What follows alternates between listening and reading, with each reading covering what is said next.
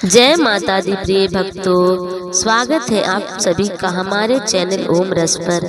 आज के हम इस वीडियो में लेकर आए हैं वट सावित्री व्रत कथा। तो चलिए शुरू करते हैं। भद्र देश के एक राजा थे जिनका नाम अश्वपति था।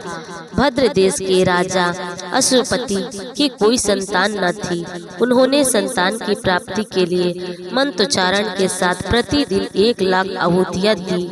18 वर्ष तक यह क्रम जारी रहा। इसके बाद सावित्री देवी ने प्रकट होकर वर दिया कि राजन, तुझे एक तेजस्वी कन्या पैदा होगी। सावित्री देवी की कृपा से जन्म लेने के कारण से कन्या का नाम सावित्री रखा गया।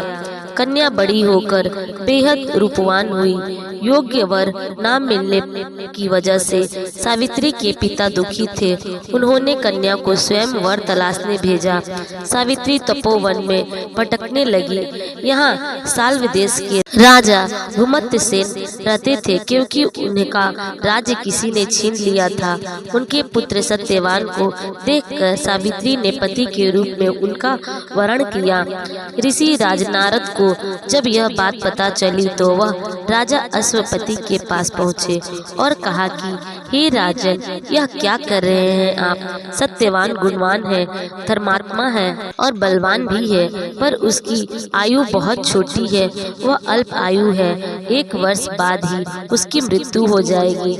ऋषि राज नारद की बात सुनकर राजा अश्वपति घोर चिंता में डूब गए। सावित्री ने उनसे कारण पूछा तो राजा ने कहा, पुत्री, तुमने जिस राजकुमार को अपने वर के रूप में चुना है वह अल्पायु है। तुम्हें किसी और को अपना जीवन साथी बनाना चाहिए। इस पर सावित्री ने कहा कि पिताजी, आर्य कन्याएं अपने पति का एक बार ही वर्णन करती हैं, राजा एक बार ही आज्ञा देता है और पंडित एक बार ही प्रतिज्ञा करते हैं और कन्यादान भी एक ही बार किया जाता है। सावित्री हट करने लगी और बोली, मैं सत्यवान से ही विवाह करूंगी। राजा अश्वपति ने सावित्री का विवाह सत्यवान से कर दिया। सावित्री अपने ससुराल पहुंचते ही सास ससुर की सेवा करने लगी। समय बीतता चला गया। नारद मुनि ने सावित्री को पहले ही सत्यवान की मृत्यु के दिन के बारे में बता दिया था। वह दिन जैसे जैसे करीब आने लगा, सावित्री अधीर होने लगी। उन्होंने 3 दिन पहले से ही उपवास शुरू कर दिया। नारद मुनि द्वारा कथित निश्चित तिथि पर पितरों को पूजन किया। हर दिन की तरह सत्यवान उस दिन भी लकड़ी काटने जंगल चले गए। साथ में सावित्री भी गई। जंगल में पहुंचकर सत्यवान लकड़ी काटने के लिए एक पेड़ पर चढ़ गए। तभी उसके सिर में तेज दर्द होने लगा। दर्द से व्याकुल सत्यवान पेड़ से नीचे उतर गए। सावित्री अपना भविष्य समझ गई। सत्यवान के सिर को गोद में रखकर सावित्री सत्यवान का सिर सहलाने लगी। तभी वहां यमराज आते देखे। यमराज अपने साथ सत्यवान को ले जाने लगे। सावित्री भी उनके पीछे पीछे चल पड़ी। यमराज सावित्री को समझाने की कोशिश की कि यही विधि का विधान है, लेकिन सावित्री नहीं मानी। सावित्री की निष्ठा और पति प्रयाणता को देखकर यमराज ने सावित्री से कहा कि हे देवी, तुम धन्य हो, तुम मुझसे कोई भी वर मांग लो। तब सावित्री ने कहा कि मेरे सास ससुर वनवासी और अंधे हैं, उन्हें आप दिव्य ज्योति प्रदान करें। यमराज ने कहा, ऐसा ही होगा, जाओ, अब लौट जाओ। लेकिन सावित्री अपने पति सत्यवान के पीछे पीछे चलती रही। यमराज ने कहा, देवी, तुम वापस जाओ। सावित्री ने कहा, भगवान, मुझे अपने पति देव के पीछे पीछे चलने में कोई परेशानी नहीं है। पति के पीछे चलना मेरा कर्तव्य है। यह सुनकर उन्होंने फिर से उसे एक और वर मांगने के लिए कहा। तब सावित्री बोली, हमारे ससुर का राज्य छिन गया है, उसे पुनः वापस दिला दे।